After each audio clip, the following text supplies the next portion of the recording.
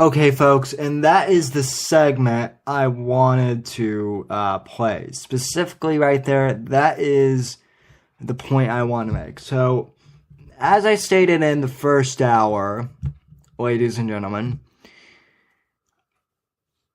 I believe, and again, you're free to disagree with me, but I believe that guns are not the overall issue. The overall issue as to why these shootings keep occurring is something far bigger and far more nefarious. And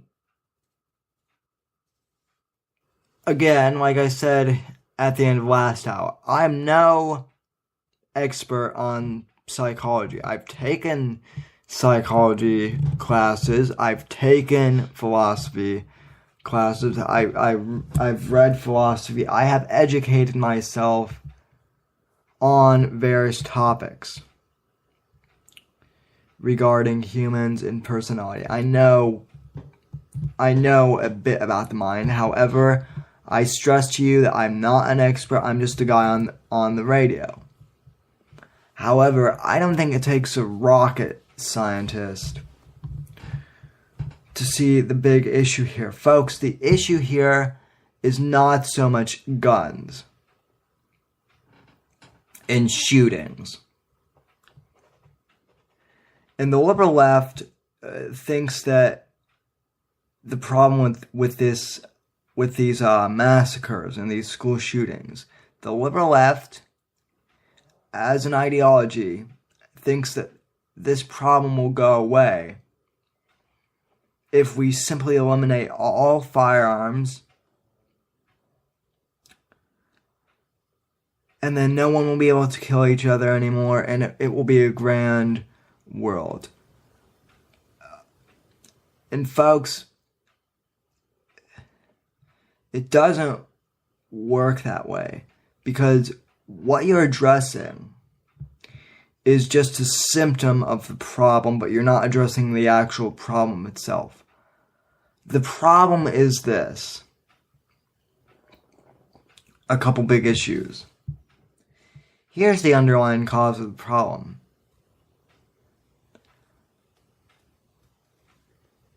There are individuals out there who don't know, who quite honestly don't know how to handle their emotions well. And I think this is a major problem in my generation. More specifically. And folks, I'm not saying all people in my generation are like this. I'm not saying every person in my generation has this issue. And at the same time, I'm not saying I'm perfect either. I'm human too. I make mistakes. But folks, this generation has a huge problem with feeling entitled to everything and feeling like we deserve everything just because we're Generation X. We're the millennial generation. Somehow,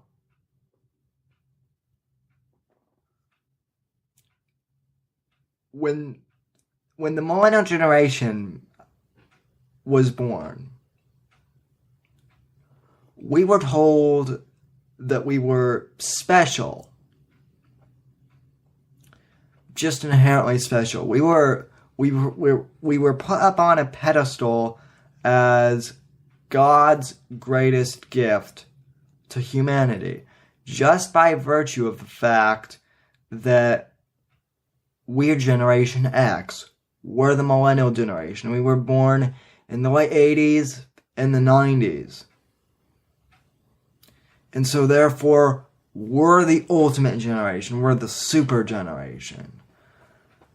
Just by the virtue of the fact that we're alive. Evidence of this? Well, let's look at this. Folks, for those of you who grew up in the 90s and early 2000s, when you guys were in elementary school, did any of you ever receive any of those participation trophies? Right? This was an idea started by some group of liberals or intellectuals. I'm not sure which. The idea was that in order to boost self-esteem among kids, let's give everyone a trophy for participating in an event. So, like for Little League, even if you sat on the bench the entire time, you were given a trophy because, hey, you worked so hard to show up at that game. And, you know, even though you didn't get to play, you did a mighty damn good job of keeping that bench seat warm.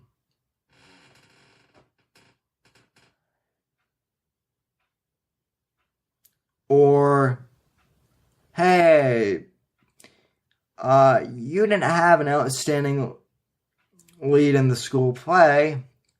In fact, you didn't really have a major part in the school play at all. You were a backup character. But yet, we're going to put you up on the pedestal. We're going to make you as equally important as the lead character in the school play. And then my personal favorite, well, we don't want to hurt anybody's feelings during this kids' soccer game. So, what are we going to do? We're going to come up with no score soccer. And kids aren't going to be encouraged to compete.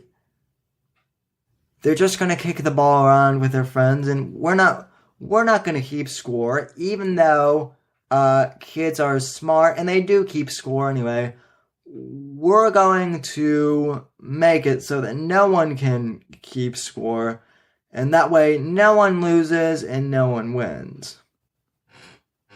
Okay? So, our generation was brought up with this mentality and this idea that we're so special just by the fact that we're part of the millennial generation. And you know, part of me thinks, well, yeah, why wouldn't we have any doubts as to why we're special? I mean, we were given all the trophies, we were given all the pats on the back, even if we didn't do anything, right? So, it's easy for my generation to think that we're special.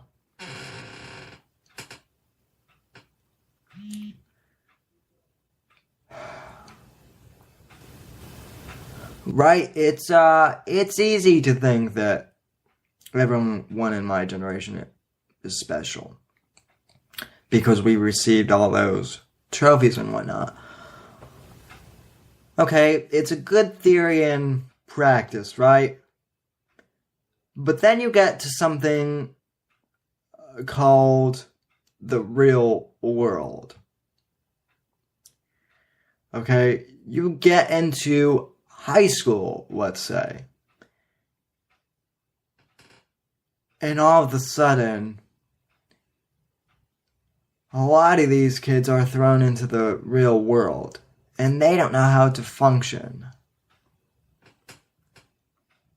Because they were told that they were so innately special. Okay, so here's my theory as to what happened. And again, I'm not an expert on psychology. I'm just a radio guy and a political commentator with a radio show and weekly columns giving my analysis on what happened. But if you ask me, this is the scenario. This kid, he goes into speech and debate, and he works really hard, makes state, gets qualified for national debate, goes to debate, makes third, and he's bummed out. He's bummed out because even though he worked really hard, he feels entitled to get first. Okay, so he has to do a third. In third place, I took debate for about a year, my freshman year, and it was hard. I wound up going into the business club, the DECA chapter at my school. But believe me, I get how hard debate is. It's very daunting. So, even though this kid made third and did pretty good, I imagine that the teacher started to give constructive criticism to this kid, emphasis on the word criticism. Now, remember, this is the generation that has been told that we're so awesome just simply by virtue of the fact that we're part of Generation X millennials. So when this kid gets criticized, he doesn't know how to handle it. And he starts freaking out, and he starts getting angry at the teacher. And so the teacher tries talking to him over and over and over again. This kid doesn't want to hear that he's flawed because he thinks he's so perfect.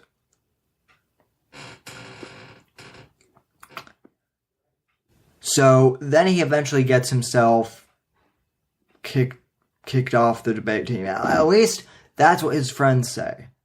Now, there's still speculation as to whether or not he was kicked off the team. I don't know. But one thing is for certain.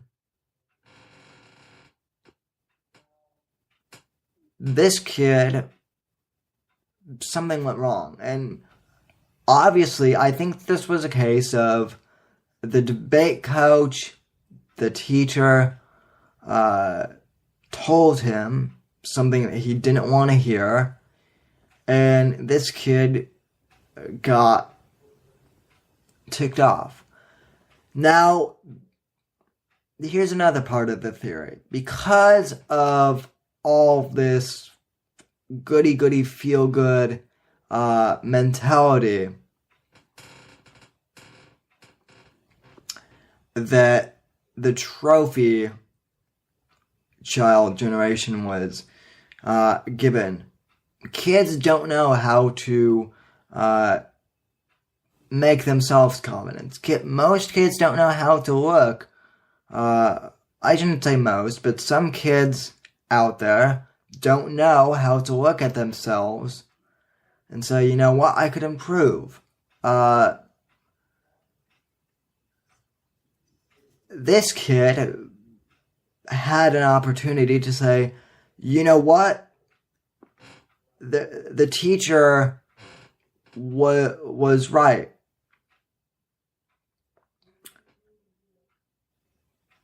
Maybe I do suck at this. Maybe I can improve on this. Maybe I need to improve my skill. Maybe I'm not the best.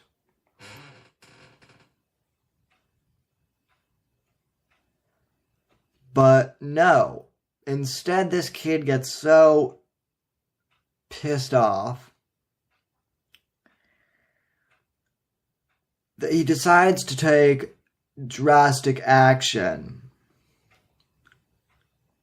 And he wants to go ahead and he decides that teacher's wrong and I'm going to show him how wrong he is. Things didn't go the way I wanted to, so I'm going to kill him. I'm going to end his life.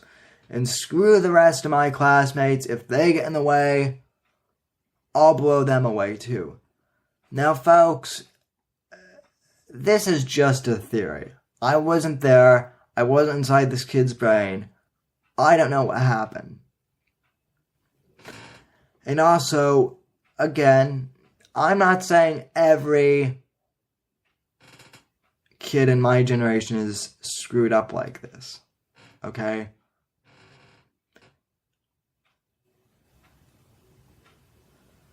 But I think there are individuals out there like this kid. And look, here's also one of the big parts of the theorem, of my theory. This kid's parents needed to keep a better eye on him, too.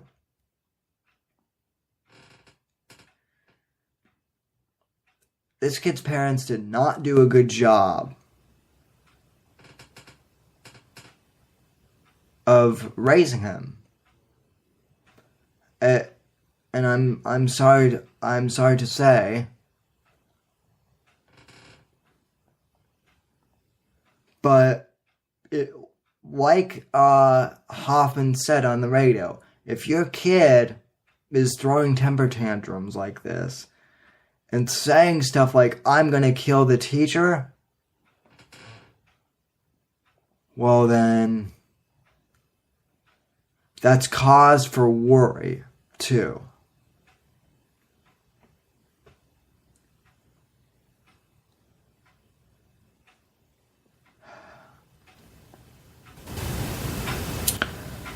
Now, folks, I've had all sorts of teachers when I was in high school. I had teachers who I absolutely loved and who I learned all I could from. I had mediocre teachers who, I attended the class and I did the homework and whatnot, but really, they didn't affect me all that much.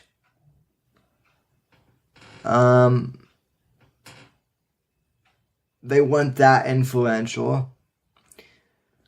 And then I had teachers who I absolutely disliked. I thought these teachers had it out for me. Some of these teachers weren't the nicest people to deal with, and they were, some of them were very difficult to get along with. And so I understand if this teacher,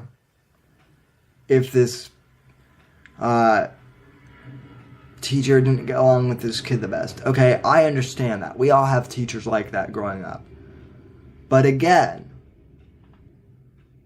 I think this kid growing up bought a little bit too much into this whole, I'm special strictly because I'm part of the millennial generation. I think he bought a little bit too much into that. And furthermore, here's why I say his parents are partially responsible. His parents probably furthered this mentality too at home. They probably didn't sit him down for the hard life lessons. Okay, mom left him at home unattended. Now, I get that this kid is 18, and I get that when you're 18, you're allowed to stay at home without your parents for the weekend. But if your kid has such a deep-heated anger, believe me, parents should be able to pick that up and confront their children about it.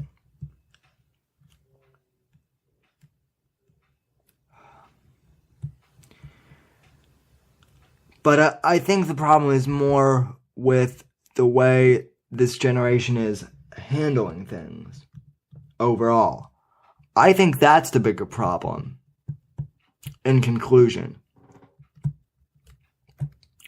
I think that this generation, some members of this generation, don't know how to handle the hard truths and the harsh realities of life. And so I think some of them get disgruntled and take their anger out on their teachers and their fellow classmates, and they start shooting up schools because they don't know how else to process their anger.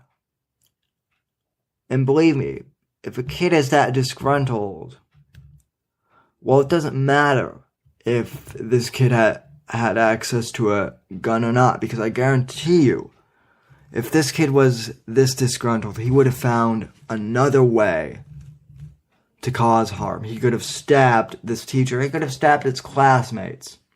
He could have built a bomb. As I said earlier, folks, it's not about the guns. It's about the human condition and the human flaws. It's about a much bigger problem that we have to address. Folks, let's stop talking about gun control, and let's start talking about the way we're raising kids. Let's start talking about that. I would rather see Piers Morgan discuss that than, how can we get rid of more guns? How can we get rid of more guns?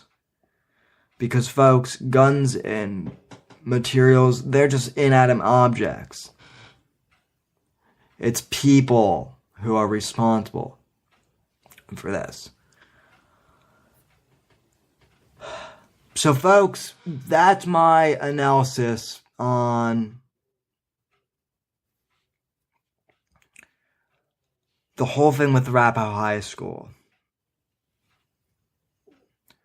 Email me, tweet me, get a hold of me on Facebook on the Junior Factor Nation Facebook page. Let me know your thoughts on this. I've said my piece on this topic. I've got other things to cover for now.